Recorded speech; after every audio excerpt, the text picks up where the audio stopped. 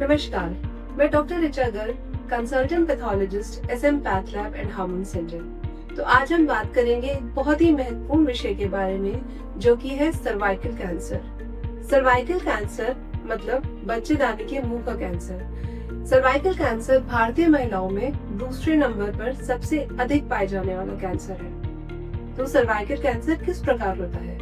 Cervical cancer HPV नामक virus के infection से होता है। HPV नामक वायरस बच्चेदानी के मुंह मतलब सर्विक्स के सेल्स में छिपकर बैठ जाता है और धीरे धीरे उनमें बदलाव लाने शुरू कर देता है। HPV वायरस के एंटर करने से full blown cervical cancer develop करने में तकरीबन 10 से 15 वर्ष का समय लग जाता है।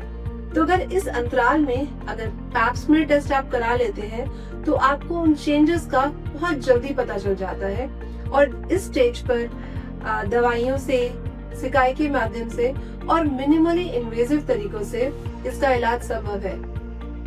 तो पैप स्मीयर टेस्ट उन चेंजेस को डिटेक्ट कर लेता है और डिटेक्ट होने की वजह से इनका इलाज हो पाता है और ये बीमारी यहीं के यहीं रुक जाती है और फुल ब्लोन सर्वाइकल कैंसर में डेवलप नहीं होती। तो अब मैं बताना चाहूंगी कि पैप स्मीयर टेस्ट क्या होता है।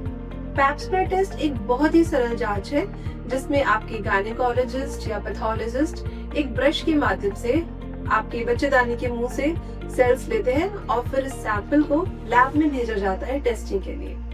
ये पेनलेस प्रोसीजर है और इसमें मात्र 5 मिनट का समय लगता है। तो मैं बताना चाहूंगी कि पैप टेस्ट किसे कराना चाहिए। पैप टेस्ट 21 से 65 साल की सभी महिलाओं को 3 साल में एक बार कराना चाहिए। अगर आप पैप स्मीयर टेस्ट के साथ HPV DNA टेस्टिंग ऐड करा रहे हैं तो आप 5 साल में एक बार ये जांच करा सकते हैं। 65 ईयर्स के बाद इस जांच की कोई आवश्यकता नहीं होती है। अब मैं आपको बताना चाहूंगी कुछ लक्षणों के बारे में जिनके बारे में आपको जागरूक रहना है, जिसमें पहला है असामान्य रक्तस्राव मतलब हेवी ब्लीडिंग होना, साइकिल्स के बीच में ब्लीडिंग का होना। दूसरा है डिस्चार्ज मतलब गंदा पानी आना। तीसरा है अगर आपको लंबे समय से पेड़ों में दर्द है या बैक एक है। अगर आपके पीरियड्स रुक चुके हैं उसके बाद आपको ब्लीडिंग हो रही है जिसे हम बोलते हैं पोस्ट मेनोपॉजल ब्लीडिंग, तो अगर इनमें से कोई भी लक्षण आपको है तो आपको इन्हें बिल्कुल नजरअंदाज नहीं करना है और तुरंत अपने डॉक्टर से जाके कंसल्ट करना है। तो सर्वाइकल कैंसर से बचाव के मुख्य 3 तरीके हैं, जिसमें सबसे पहला है सर्वाइकल कैंसर की वैक्सीन। सर्वाइकल कैंसर की वैक्सीन मार्केट में सर्वरिक्स और गार्डासिल के नाम से उपलब्ध है। ये वैक्सीन 9 to 14 इयर्स की गर्ल्स को लगाई जाती है और अगर 9 से 14 साल की गर्ल्स को ये लगा दी जाती है तो 90% रिस्क रिड्यूस हो जाता है सर्वाइकल कैंसर डेवलप करने का। इस एज ग्रुप में इसकी 2 डोजेस लगाई जाती है। बट अगर बाय चांस आप मिस कर गए vaccination then it's okay. 14 to 45 years में इसका दूसरा रेजिमेंट है जिसमें 3 डोजेस लगाई जाती है और इस एज ग्रुप में it gives a protection of 60 to 70%.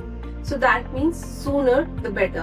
तो आप अपने घर में अपनी बच्चियों को, बहुओं को, अपनी वाइफ्स को ये वैक्सीन जरूर लगवाएं। और दूसरा है पैप स्मीयर टेस्ट। जैसे कि हमने आपको जानकारी दी तो आप 3 साल में एक बार अपना पैप स्मीयर टेस्ट जरूर कराएं। और तीसरा है सर्वाइकल कैंसर के लक्षणों के बारे में जानकारी रखें, जागरूक रहें और सतर्क रहें। धन्यवाद।